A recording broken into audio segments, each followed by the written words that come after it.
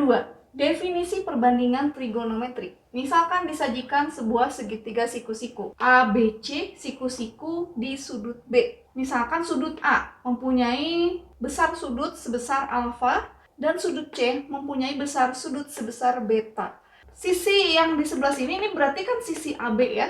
Kemudian berarti ini sisi BC dan ini sisi AC ya. Atau bisa kita tulis seperti ini. Misalkan ini sudut A, maka di hadapan sudut A berarti ini sisi A. Kemudian ini sudut B, maka di hadapan sudut B ini kita namakan sisi B. Kemudian ini sudut C, maka kita namakan sisi di hadapan sudut C ini berarti sisi C. Nah, maka sisi AB ini boleh kita namakan sisi C. Kemudian sisi BC boleh kita namakan ini sisi A. Kemudian untuk sisi AC boleh kita namakan ini sisi B. Atau misalnya kita mau pandang segitiga ini pada koordinat kartesius, misalkan ini sumbu X, ini sumbu Y. Nah, maka untuk sisi datar ini kita bisa sebut ini sisi X. Kemudian karena ini sisi tegak ya, sejajar dengan sumbu Y, maka ini sisi Y. Ya, kemudian karena kalau segitiga ini diposisikan pada lingkaran satuan, ya, maka ini kan merupakan jari-jari lingkaran ya. Maka kita bisa namakan ini sisi R. Nah, jadi sisi AB pada gambar ini bisa kita sebut ini adalah sisi X, kemudian ini adalah sisi Y, kemudian ini adalah sisi R.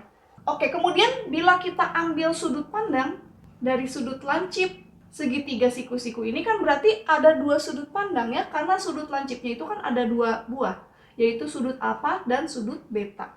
Kalau misalnya kita ambil sudut pandang dari sudut alfa ya atau sudut A, nah maka sisi BC ini disebut sisi di hadapan alfa atau sisi depan sudut atau sisi depan. Nah, berarti BC bisa disebut dengan sisi depan. Nah, kemudian perhatikan lagi di sini pada sudut pandang alfa. Berarti sisi di samping sudut alfa ini kan di samping nih di sisinya. Nah, maka ini disebut sisi samping. Kemudian untuk sisi terpanjang atau sisi miring, ya, ini disebut sisi miring. Nah, ini istilah-istilah atau nama lain sisi-sisi pada segitiga siku-siku untuk sudut pandang sudut alfa. Namun berbeda halnya apabila kita ambil sudut pandangnya adalah sudut beta. Maka di depan sudut beta ini berarti ini sisi AB dinamakan sisi depan. Kemudian di sampingnya ini berarti namanya sisi samping untuk sudut pandang sudut beta. Sedangkan untuk sisi miringnya atau sisi terpanjangnya ini disebut sisi miring atau hipotenusa. Nah, akibat dari dua sudut pandang ini berarti nanti bisa berbeda-beda posisinya. Mana sisi depan, sisi samping, dan sisi miringnya. Nah, di sini harus diperhatikan mana yang dijadikan sudut pandang. Adapun pada perbandingan trigonometri dikenal istilah-istilah. Yang pertama adalah sinus, kemudian kosinus, kemudian tangen, kosekan, sekan, dan kotangen. Apa itu sinus, kosinus, tangen, kosekan, sekan, kotangen? Definisi sinus, kosinus, tangen, kosekan, sekan, dan kotangen ini disajikan di buku paket halaman 131 buku ini ya. Untuk sinus, misalkan kita ambil sudut pandangnya adalah sudut A atau sudut alfa ya, maka berarti sinus alfa. Ya, kalau misalnya kita ambil sudut pandangnya sudut beta berarti sinus beta ya. Kalau sinus alfa berarti sama dengan sinus A ya. Kalau misalnya sinus beta berarti sama dengan sinus C. Misalkan kita ambil sudut pandangnya adalah sudut alfa, maka sinusnya adalah sinus alfa. Sinus alfa didefinisikan sebagai perbandingan antara sisi di depan sudut alfa dengan sisi miring atau sisi hipotenusa. Jadi sinus alfa didefinisikan sebagai sisi depan alfa per sisi miring alfa. Nah, pada sudut alfa, ini berarti sisi depannya kan yang ini ya, BC. Ya, berarti ini sama dengan BC per sisi miring. Sisi miringnya adalah AC. Nah, maka sinus alfa boleh disebut sisi depan per sisi miring. Pada gambar ini berarti posisinya adalah sisi BC per sisi AC. Atau karena ini sudut A, berarti ini sisi A ya. Kemudian ini sudut B, maka ini sisi B. Ini sudut C, maka ini sisi C. Maka untuk segitiga ini, sinus alfa berarti perbandingan sisi A dengan sisi B. Atau sama dengan A per B. Atau misalkan kita anggap ini sumbu X ya, karena dia mendatar ya. Ini berarti disebut sisi X. Kemudian karena ini tegak dan sejajar sumbu Y pada koordinat kartesius ini disebut sisi Y. Dan karena ini sisi miring atau kalau pada lingkaran kan dia merupakan jari-jari ya.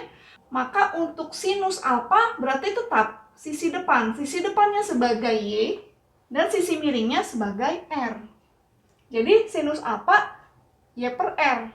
Tergantung sebutan dari masing-masing sisi pada segitiga tersebut.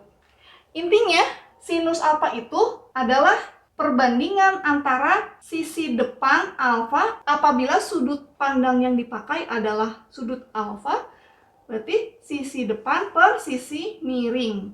Sinus alfa adalah sisi depan per sisi miring. Atau biasanya untuk lebih cepat hafal biasanya disingkat. Sin adalah demi. Sinus alfa adalah sisi di depan sudut per sisi miring. Sin demi. Seperti itu. Oke, kemudian untuk kosinus, kalau kita ambil sudut pandangnya adalah sudut alfa, berarti kosinus alfa sama dengan sisi di samping sudut atau sisi samping per sisi miring. Ini dinamakan kosinus. Sisi samping berarti posisinya di sini kan sisi samping yang ini ya. Sisi samping per sisi miring. Nah, kalau kita melakukan perbandingan sisi samping per sisi miring, berarti kita melakukan kosinus alfa. Kosinus alfa sama dengan sisi samping per sisi miring. Supaya lebih cepat dihafal, biasanya disingkat kosami. Kosinus itu sisi samping sudut per sisi miring. Kosami. Kemudian untuk tangen, untuk sudut pandang sudut alfa, berarti tangen alfa. Tangen alfa didefinisikan sebagai perbandingan sisi depan per sisi samping. Mana yang dimaksud dengan sisi depan? Berarti kalau sudutnya sudut alfa, ini sisi depan. Nah, berarti ini sisi depan per sisi samping. Berarti ini sisi samping. Kalau kita melakukan perbandingan sisi depan sudut alfa dengan sisi sampingnya, nah maka ini dinamakan tangen alfa. Tangen alfa adalah sisi depan per sisi samping. Biasanya disingkat tan desa. Tangen adalah perbandingan depan samping. Depan samping. Tan desa. Nah, seperti itu. Kemudian istilah kosekan, ya. Untuk sudut alfa berarti kosekan alfa. Kosekan itu adalah kebalikan dari sinus, ya. Kalau sinus alfa sisi depan per sisi miring, maka untuk kosekan alfa sisi miring per sisi depan. Kalau tadi sin demi, maka bisa kita sebut kosekan mide. Atau ingat ya, bahwa kosekan alfa adalah kebalikan dari sinus alfa. Boleh kita catat di sini bahwa kosekan alfa ini adalah kebalikan dari sinus alfa. Atau kebalikan kan boleh kita tulis inverse-nya ya. 1 per sinus alfa. Ingat ini ya. Kemudian untuk sekan. Sekan untuk sudut pandang sudut alfa, maka sekan alfa. Untuk sekan alfa ini cukup diingat bahwa sekan alfa adalah kebalikan dari kosinus alfa. Kalau misalnya kosinus ini perbandingan sisi samping dengan sisi miring, berarti kalau sekan alfa karena dia kebalikan, maka sisi miring per sisi samping. Nah tadi kosami, kos samping per miring. Maka untuk sekan misa atau sekan sisi miring per sisi samping. Berarti sisi miring per sisi samping. Nah, apabila kita melakukan perbandingan sisi miring per sisi samping, maka namanya adalah sekan alfa. Nah, berarti kita ingat ya bahwa sekan alfa adalah kebalikan dari kosinus. Sekan kebalikan dari kosinus, atau bisa kita tulis inversnya. Berarti 1 per kosinus alfa. Ingat ini ya. Kemudian untuk kotangen ya, kotangen alfa, ingat bahwa kotangen adalah kebalikan dari tangen ya. Kalau tangen ini depan per samping, maka kotangen samping per depan. Ingat ya bahwa kotangen alfa adalah kebalikan dari tangen. Boleh kita tulis inversnya. 1 per tangen alfa. Nah, inilah definisi perbandingan trigonometri. Apa itu sinus alfa, kosinus alfa, tangen alfa, kosekan alfa, sekan alfa, kotangen alfa. Untuk menghafalkannya berarti sin demi ya, kos sami, tan desa. Nah, menghafalkan definisi sinus, kosinus, tangen, kosekan, sekan, kotangen ini sangatlah penting dalam konsep trigonometri. Contoh soal nomor 1, tentukanlah semua nilai perbandingan untuk sudut theta. Ya, di sini diketahui sebuah segitiga siku-siku dan sudut tetanya posisinya ada di sini ya. Semua nilai perbandingannya berarti ada sinus, kosinus, tangen, kosekan, sekan, dan kotangen.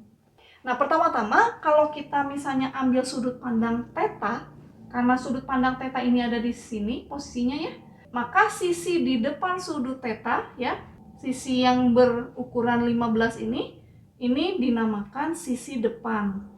Kemudian sisi terpanjang ini dinamakan sisi miring, dan sisi di dekat sudutnya kita namakan sisi samping.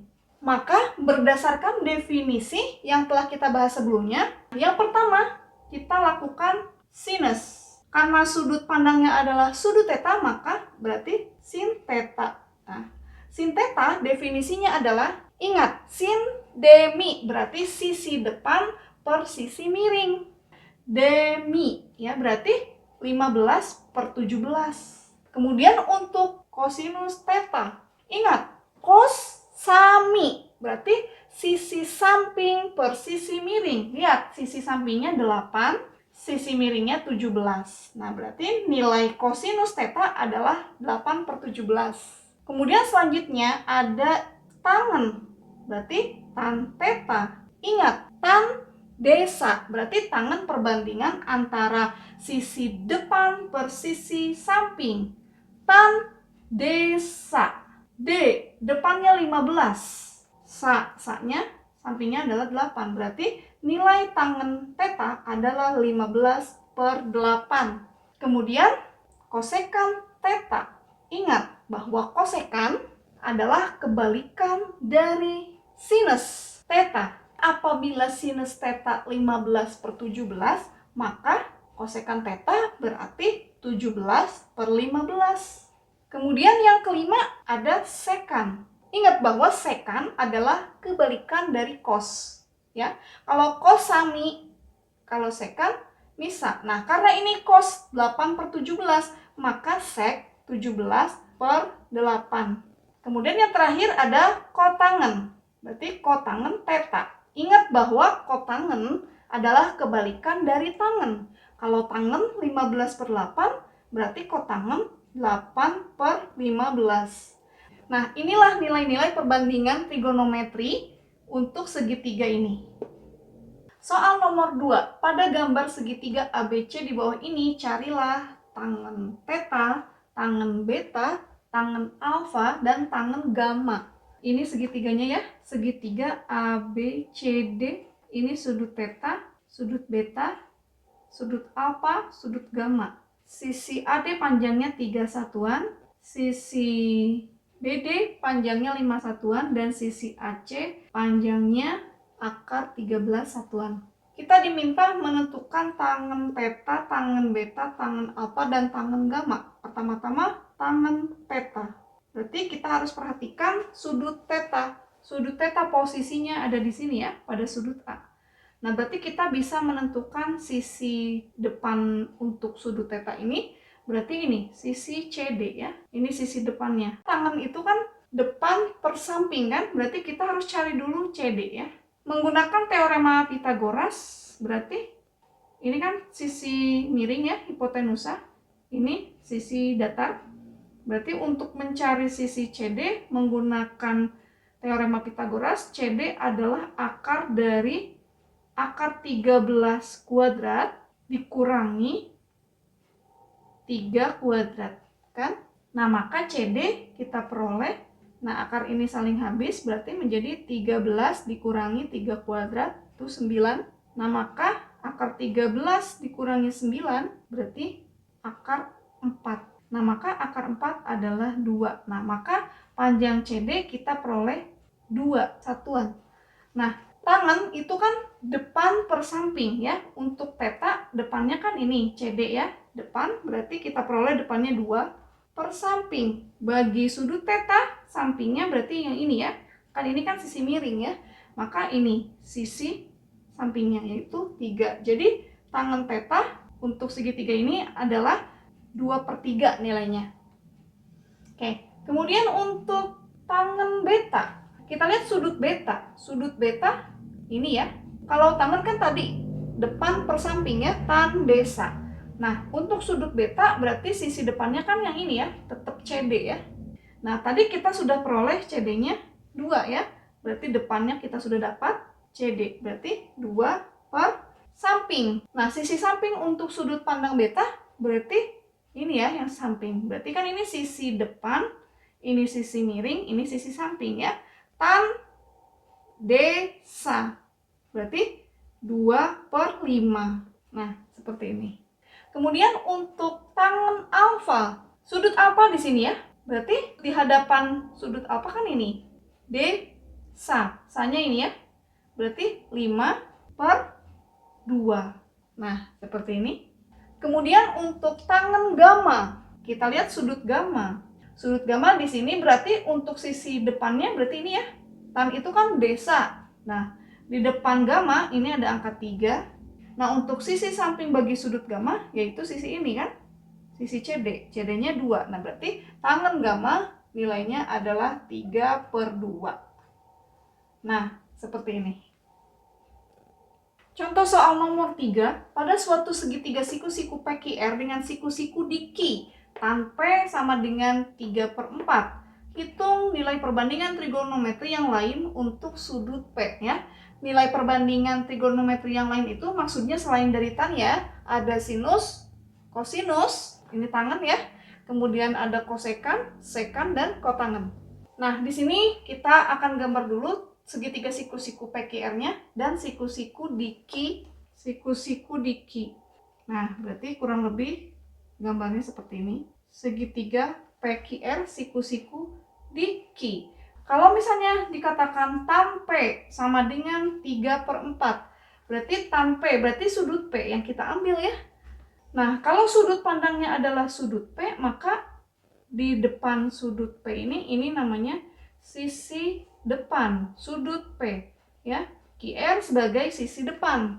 Nah, kemudian sisi terpanjangnya ini berarti disebut sisi miring dan sisi di samping P ini berarti namanya sisi samping. Nah, kalau misalnya diketahui tangan P sama dengan 3/4, ini artinya tan itu kan desa ya. Berarti ini 3 ini menyatakan sisi depan, 4 berarti sisi samping. Karena tangan itu depan per samping. Berarti kalau misalnya sisi depannya 3, berarti ini sisi depannya ini berarti panjangnya adalah 3. Nah, kemudian sisi sampingnya berarti 4. Berarti ini sisi sampingnya, berarti ini panjangnya adalah 4 satuan. Kalau misalnya kita diminta menentukan nilai perbandingan trigonometri yang lain untuk sudut P, berarti ada sinus, sin P ya. Ada kosinus, berarti cos P. Kemudian ini tangen, kemudian ada kosek P. Kemudian ada sekan P.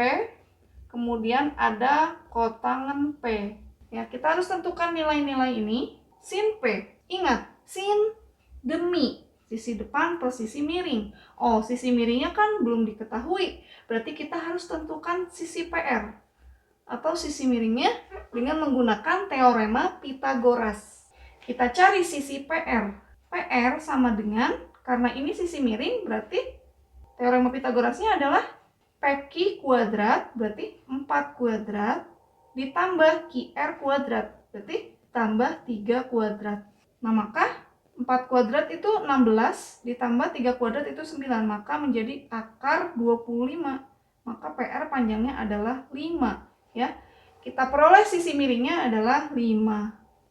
Nah, dari sini berarti kita bisa langsung tentukan sin demi.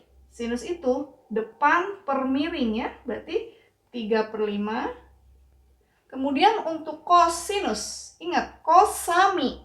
Sisi samping per sisi miring, ya, berarti 4/5. Kemudian kosek, ingat, kosek adalah kebalikan dari sin. Kalau sinnya ini 3/5, maka kosek adalah 5/3. Sin, sisi depan per sisi miring. Kosek, sisi miring per sisi depan. Nah, ini berarti kosek, sisi miring per sisi depan. Ini kosek. Kemudian untuk sekan P, ingat, sekan itu kebalikan dari kosinus, ya. Kalau kosinusnya ini 4/5, maka untuk sekan adalah 5/4. Kemudian untuk kotangen, ingat, kotangen itu adalah kebalikan dari tangen. Ya, kalau tangannya ini 3/4, maka untuk kotangen adalah 4/3. Nah, seperti ini, ya. Nah, nilai-nilai perbandingan ini boleh dinyatakan dalam bentuk desimal, ya. 3/5 berarti 0,6. Kemudian 4/5 berarti 0,8. Kemudian 5/3 berarti 1,66. Kemudian 5/4 1,25. Kemudian 4/3 1,33. Seperti ini, ya, nilai perbandingan trigonometri yang lain untuk sudut P untuk segitiga PQR ini. Soal nomor 4, diketahui suatu segitiga siku-siku KLM, sudut L 90 derajat, dan tangen M sama dengan 1. Hitung nilai dari sin M kuadrat ditambah cos M kuadrat dan 2 dikali sin M dikali cos M. Ya, berarti kita harus tentukan dulu nilai sin M dan cos M-nya, ya. Oke, kita gambar segitiga KLM-nya.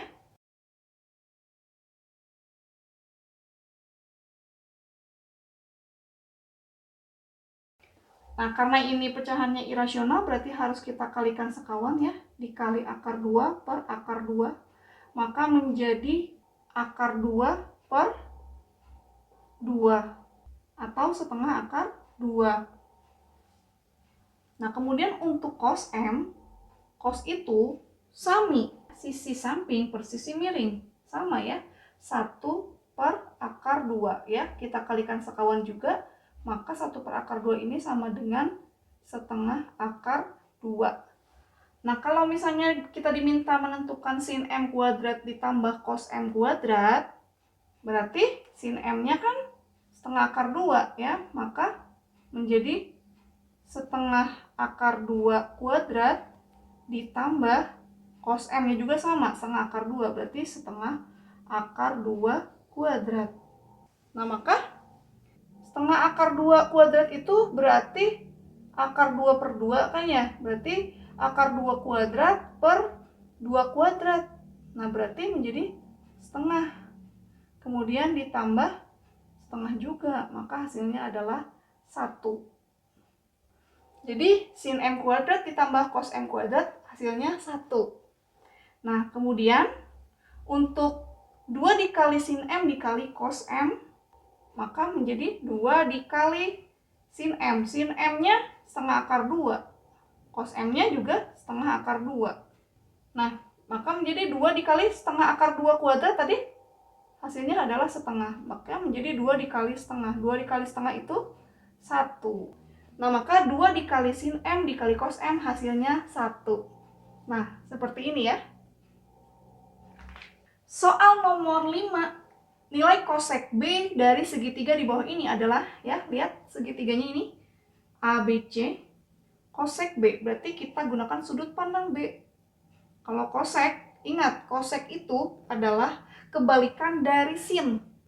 Berarti kalau misalnya sin demi, depan per miring. Kalau kosek berarti mide. Berarti kosek itu miring per depan. Ya, berarti sisi miringnya kan ini. Kemudian per depan. Kalau bagi sudut B, depan itu berarti yang 12 nih. Miring per depan. Berarti kita cari yang per 12 aja langsung. Per 12, per 12. Oke, ada dua pilihan kan? Nah, karena kosek ini miring per depan. Di sini kan 5 per 12, tentu saja ini salah. Bukan 5 per 12, tapi ini miring per depan. Nah, maka jawabannya adalah E, ya. Maka berarti kemungkinan kalau kita hitung AB-nya adalah 13 ya. Jadi jawabannya adalah option E. Soal nomor 6, diketahui tan X sama dengan 1 per 2 untuk interval X-nya lebih dari atau sama dengan 0 dan X-nya kurang dari atau sama dengan 1 per 2 pi. Nah, maksudnya ini tuh kuadran 1 ya. Berarti sudutnya dari 0 sampai 90 derajat. Setengah pi kan 90 derajat. Nah, tentukan nilai cos X dikurangi sin X. Nah, di sini diketahui kan tan X sama dengan 1 per 2. Ingat bahwa tan itu depan per samping. Berarti ini sisi depan, ini sisi samping. Diketahuinya adalah tan X sama dengan 1 per 2. 1 berarti menyatakan panjang sisi depan, kemudian 2 berarti sisi samping. Nah, kalau intervalnya ini dari 0 sampai 90 derajat, artinya kuadrat 1. Berarti kalau misalnya pada lingkaran, berarti seperti ini, kita ambilnya. Berarti sudutnya ini ya, sudut lancip, tan X, berarti ini sudut X-nya. Nah, kalau X-nya berada di sini, berarti ini kan sisi depan. Kemudian, berarti ini sisi samping. Berarti ini sisi miring. Nah, diketahui tan X sama dengan 1 per 2. Artinya sisi depannya 1, sisi sampingnya 2. Sisi depannya 1, sisi sampingnya berarti 2. Maka kalau misalnya diminta menentukan cos X dikurangi sin X, berarti kita tentukan dulu cos X berapa. Berarti cos X sama dengan, ingat, cos itu sami ya. Sisi samping per sisi miring. Sisi sampingnya 2. Sisi miringnya belum diketahui ya. Berarti kita harus cari dulu menggunakan teorema Pitagoras ya. Berarti sisi miringnya itu sama dengan akar 2 kuadrat ditambah 1 kuadrat. Berarti akar 5. 2 kuadrat 4 tambah 1 berarti akar 5. Nah, berarti sisi miringnya adalah akar 5. Berarti cos X kan cos sami ya.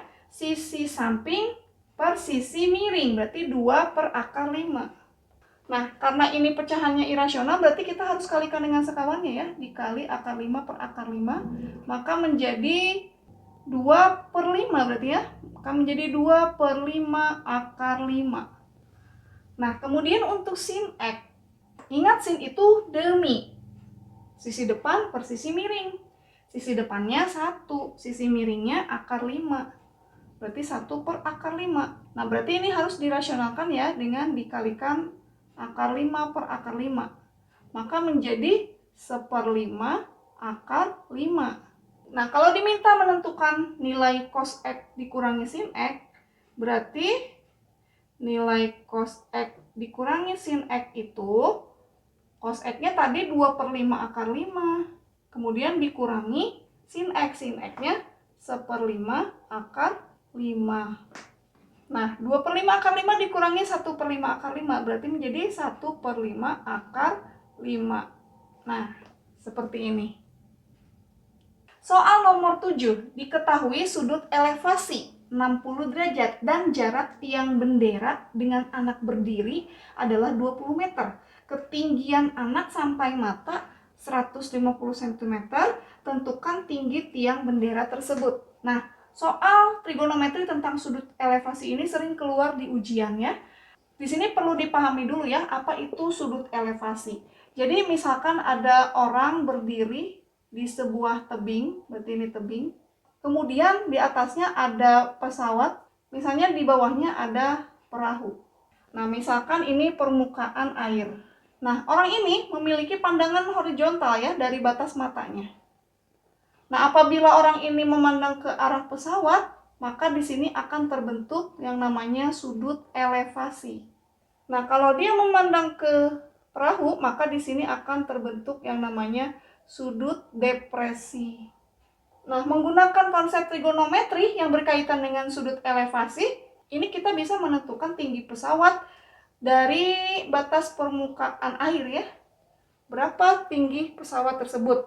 Nah, seperti itu. Namun untuk di soal ini ada sudut elevasi 60 derajat, jarak tiang bendera dengan anak berdiri adalah 20 meter. Berarti kita bisa gambarkan seperti ini. Nah, misalkan ada anak berdiri di depan tiang bendera.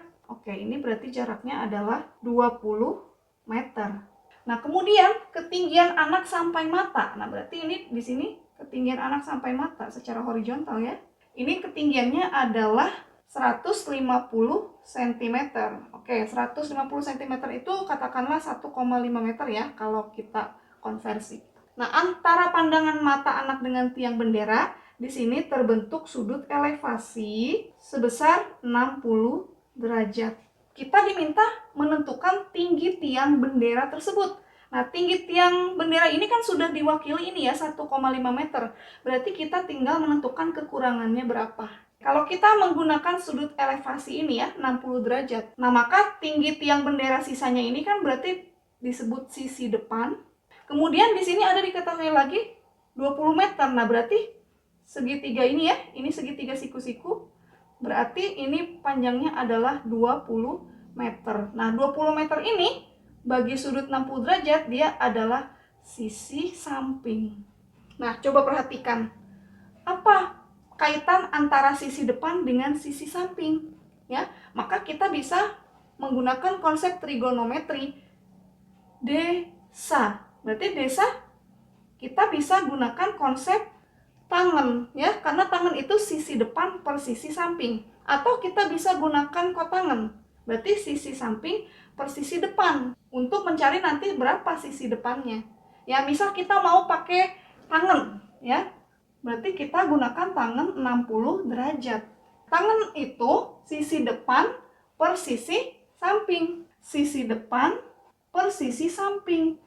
Sisi sampingnya 20 meter. Berarti tangen 60 derajat adalah sisi depan per 20 meter. Nah, maka kita bisa peroleh sisi depan dengan cara kali silang ya. Kita peroleh sisi depan sama dengan tangen 60 derajat dikali 20 meter. Berapakah tangen 60 derajat? Nah, tangen 60 derajat akan kita bahas pada video berikutnya, yaitu pembahasan tentang nilai perbandingan trigonometri. Oke, sisi depan sama dengan tangen 60 derajat dikali 20 meter. Sisi depannya ini ya. Nah, berarti kalau kita sudah tahu cara menentukan nilai tangen 60 derajat, kemudian nanti dikalikan dengan 20 meter. Kemudian nanti baru ditambah dengan sisanya ini, 1,5 meter. Nah, jadi tinggi tiang bendera adalah tangen 60 derajat dikali 20 meter, kemudian ditambah dengan 1,5 meter. Nah, seperti ini ya. Kalau kita sudah menentukan nilai tangen 60 derajatnya berapa, kita kalikan 20 meter, kemudian ditambah dengan 1,5 meter. Soal nomor 8, dua orang guru dengan tinggi badan yang sama, yaitu 170 cm, sedang berdiri memandang puncak tiang bendera di sekolahnya. Guru pertama berdiri tepat 10 meter di depan guru kedua.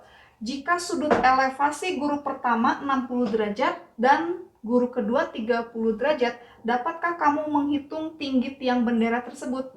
Nah, pertama-tama berarti kita harus gambarkan dulu model matematika untuk soal trigonometri yang berkaitan dengan sudut elevasi ini. Berarti di sini katanya ada dua orang guru berdiri memandang puncak tiang bendera. Nah, misalkan ini ada tiang bendera. Kemudian ada dua orang guru berdiri, tinggi badannya sama, berdiri sedang memandang puncak tiang bendera. Berarti ini tingginya sama nih, 170 cm. Nah, berarti di sini kita dapatkan tinggi tiang benderanya 1,7 meter. Guru pertama berdiri tepat 10 meter di depan guru kedua. Kalau ini tiang bendera berarti ini dikatakan guru pertama ya. Guru pertama berdiri tepat 10 meter di depan guru kedua. Oke, berarti ini jarak antara guru pertama dengan guru kedua adalah 10 meter. Jika sudut elevasi guru pertama adalah 60 derajat, sudut elevasi itu kan sudut dari pandangan mata ya ke atas, ke puncak tiang bendera. Sudut elevasinya adalah 60 derajat, sedangkan untuk guru kedua 30 derajat. Dapatkah kamu menghitung tinggi tiang bendera tersebut? Berarti yang ditanyakan adalah tinggi keseluruhan tiang bendera. Berapa tingginya? Seperti itu ya. Berarti kita bisa gunakan konsep trigonometri, kita pandang ini sebagai segitiga siku-siku. Berarti ada dua buah segitiga siku-siku. Yang pertama sudutnya 60 derajat, kemudian ini 30 derajat. Nah, untuk konsep sudut elevasi ini sebenarnya mirip dengan soal nomor 7 tadi ya. Tetapi kalau soal nomor 7 tadi kan orang yang berdirinya itu satu orang, sehingga sudut elevasinya hanya satu. Nah, kalau ini berarti ada dua sudut elevasi. Oke, misalkan kita modelkan ini segitiga A, ini B, sudut B ini C ya. Kemudian, nah batasnya di sini berarti ini D misalnya. Kemudian ini E, kemudian ini F, ini G. A, B, C, D, E, F, G. Berarti kita harus menentukan panjang AC, di mana AC itu adalah AB ditambah BC. Oke, model ini kita pindahkan ke sini ya. Nah, seperti ini ya model matematikanya. Nah, jadi di sini kita diminta menentukan panjang AC, di mana panjang AC ini adalah AB ditambah BC. Kita baru ketahui BC-nya, maka kita harus cari AB-nya. Nah, di sini kita bisa memanfaatkan sudut elevasi 60 derajat. Nah, di sini berarti kan kita ambil sisi depan dengan sisi samping. Karena di sini sisi sampingnya belum diketahui berapa, namun sisi sampingnya hanya diketahui sebelahnya. Berarti kita harus kombinasikan ini ya. Di sini ada dua sudut elevasi, kita kombinasikan. Berbeda dengan soal nomor 7 tadi, sudut elevasinya cuma ada satu. Nah, bagaimana kalau misalnya ada dua sudut elevasi? Nah, berarti untuk konsep ini tetap kita menggunakan tangan ya. Karena di sini yang dicari adalah sisi depan sudut, kemudian yang diketahui adalah salah satu sisi sampingnya ya. Berarti kita gunakan konsep tangan. Berarti di sini kita tuliskan bahwa tangan 60 derajat adalah depan per samping ya, atau AB per BG. AB per BG. Kan tadi diketahui jaraknya jarak DE ya. Di sini kita belum mengetahui BG-nya, maka kita bisa tentukan BG-nya berarti kali silang ya. BG adalah AB dibagi tangan 60 derajat. Nah, seperti ini. Nah, sedangkan untuk tangan 30 derajat berarti depan per samping ya. Sisi depannya sama, AB. Sisi sampingnya kan BF. Nah, tetapi BF itu kan BG ditambah GF. GF-nya sendiri kan 10 meter ya. Berarti untuk BF panjangnya adalah BG ditambah 10 meter. Oke, misal satuannya kita simpan dulu ya. Jadi tangan 30 derajat adalah AB per BG ditambah 10. Kalau kita kali silang, berarti kita peroleh AB sama dengan tangan 30 derajat dikali BG tambah 10. Kemudian kita lanjutkan ke sini ya. AB sama dengan BG ditambah 10 dikali tangan 30 derajat. Nah, BG-nya sendiri tadi katanya ini nih BG-nya. BG-nya adalah AB per tangan 60 derajat kan. Nah, maka di sini kita peroleh AB sama dengan BG-nya kita ganti dengan AB per tangan 60 derajat. Berarti menjadi AB per tangan 60 derajat ditambah 10 dikali tangan 30 derajat. Nah, maka kita bisa hilangkan tangan 60 derajatnya ya dengan cara kedua ruas kita kali dengan tangan 60 derajat. Maka menjadi AB dikali tangan 60 derajat sama dengan, berarti kan AB dikali tangan 60 derajat kan menjadi AB. Karena tangan 60 derajat dibagi tangan 60 derajat kan 1. Kemudian ditambah 10 dikali tangan 60 derajat dikali tangan 30 derajat. Nah, kita kan mau nyari AB berapa ya? Berarti ini kan dikalikan ke sini kan?